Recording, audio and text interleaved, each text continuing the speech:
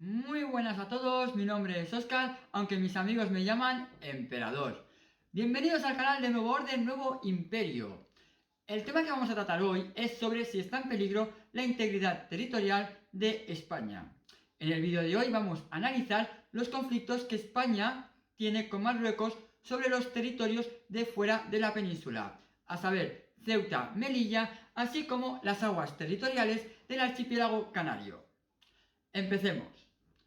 Cabe destacar que en todos estos años, desde que Marruecos consiguió su independencia, no ha parado de hostigar con maniobras políticas y acciones militares contra la soberanía que España tiene en estos territorios, así como el dominio de sus aguas. Las relaciones entre España y Marruecos han tenido sus altibajos, pero siempre se ha mantenido una relación de confianza, de aliados y de vecinos.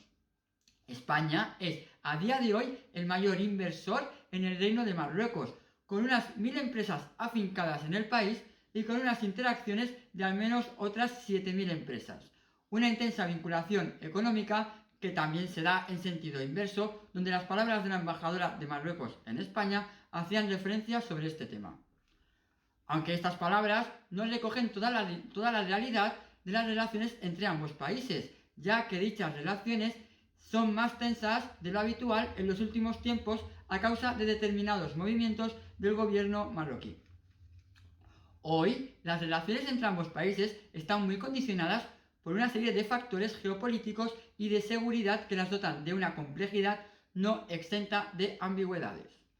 Sin embargo, nada de ello hace pensar que pueda ser verosímil un conflicto armado por ambos países.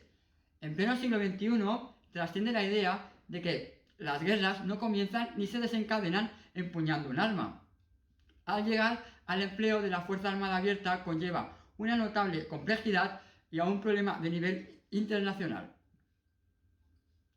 Aunque hay otras maneras de ejercer presión que son mucho más fáciles de utilizar, y Marruecos en esto de crear presión es un experto, debido a que en ocasiones ejerce unas presiones sobre España, ya sean económicas, tecnológicas, informativas y migratorias, como estamos viendo en este último periodo. Es difícil imaginar unas circunstancias que lleven a Marruecos a un conflicto armado como con España cuando resulta evidente que puede lograr sus objetivos sin disparar un tiro. Más aún cuando España es un objeto interpuesto entre Marruecos y sus objetivos y no un fin en sí mismo. Vamos a hablar de los territorios de Ceuta y Melilla. Según la mayoría de expertos en geopolítica, coinciden en considerar inverosímil un hipotético conflicto armado, pero señalan de una manera u otra los intereses y la manera de entender las relaciones exteriores del reino vecino. La llegada de la pandemia sirvió en bandeja de plata, la excusa perfecta para cerrar las fronteras con Ceuta y Melilla.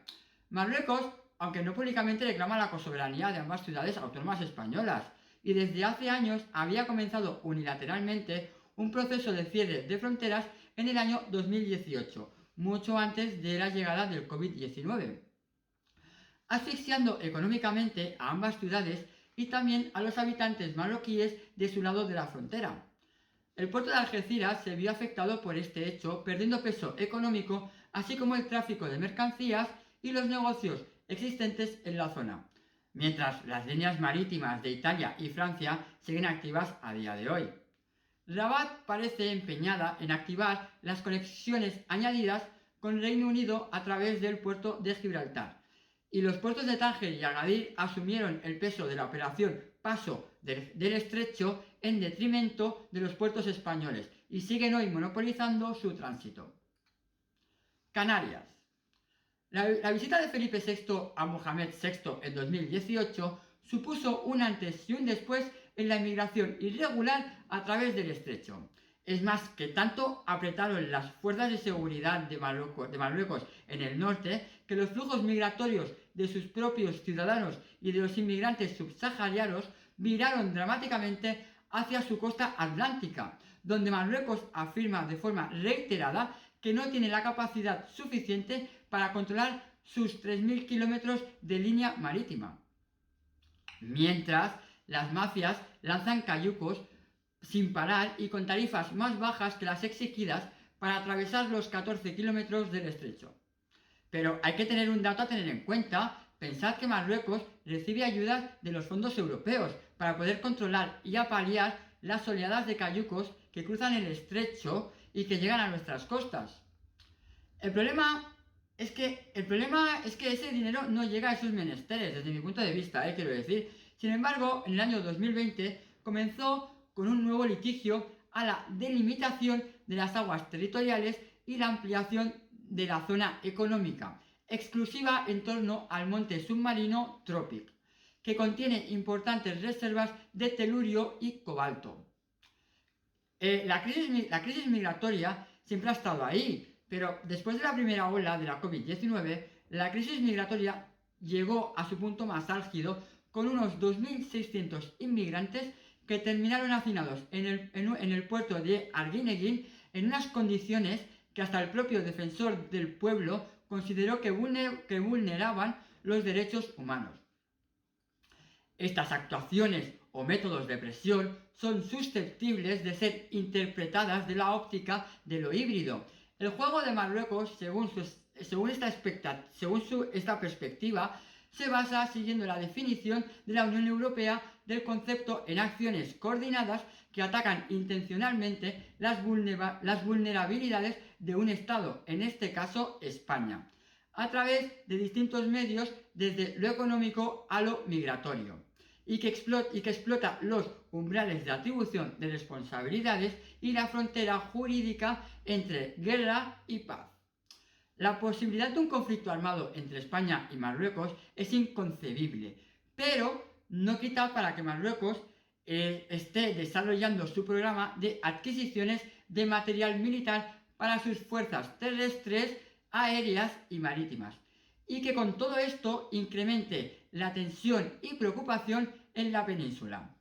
Vamos a hablar de los territorios de Argelia y Turquía. ¿Por qué? El Reino de Marruecos está potenciando su brazo defensivo y no podemos considerarlo marginal o de segunda categoría.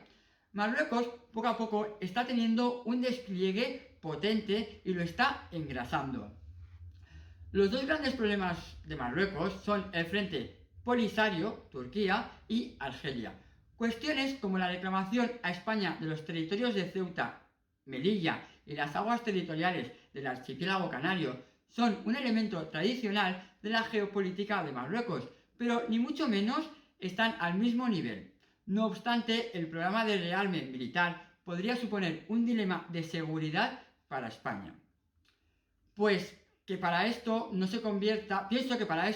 se convierta en una amenaza, se necesitaría mantener un equilibrio, lo que podría desembocar en una carrera armamentística entre ambos países.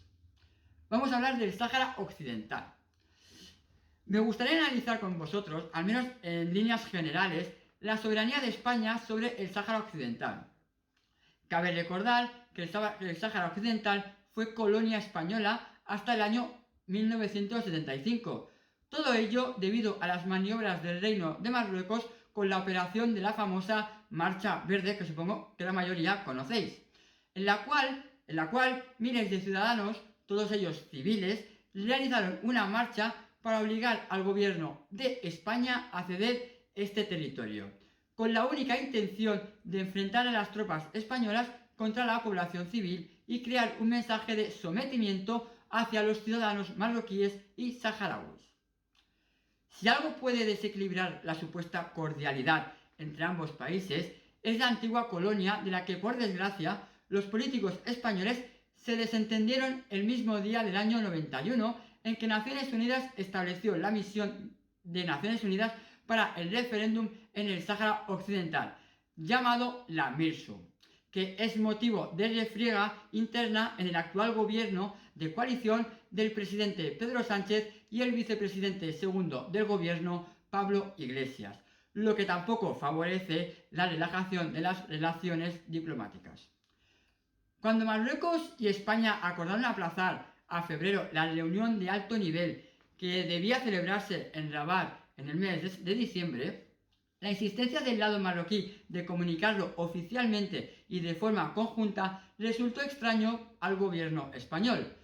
Todo esto encajó en los días posteriores cuando el expresidente de Estados Unidos, Donald Trump, reconoció a golpe de tuit la soberanía marroquí sobre el territorio del Sáhara, así como de las aguas territoriales del archipiélago canario. Los escarceos en el paso fronterizo de la zona de Guerguerat entre las tropas marroquíes y el Frente Polisario desembocaron en una declaración de guerra formal por este último, quedando atrás ante la jugada política, diplomática y militar organizada por el eje Rabat-Washington. Vamos a hablar un poco sobre la alianza de Estados y Marruecos, que es un dato muy importante y muy trascendental. Y ahora vais a ver el porqué. Pues si alguno de vosotros no lo sabía, os informo de que Marruecos fue el primer país del mundo en reconocer a Estados Unidos como país independiente en 1799. A raíz de esa proclamación por parte de Marruecos, los dos países mantienen una relación de concordia que dura hasta hoy.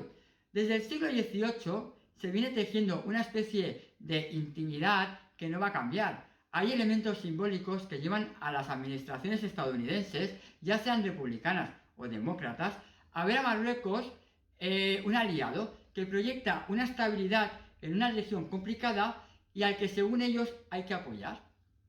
En este punto, desde mi opinión personal, pienso que podría ser un factor desestabilizador si añadimos a España en la ecuación.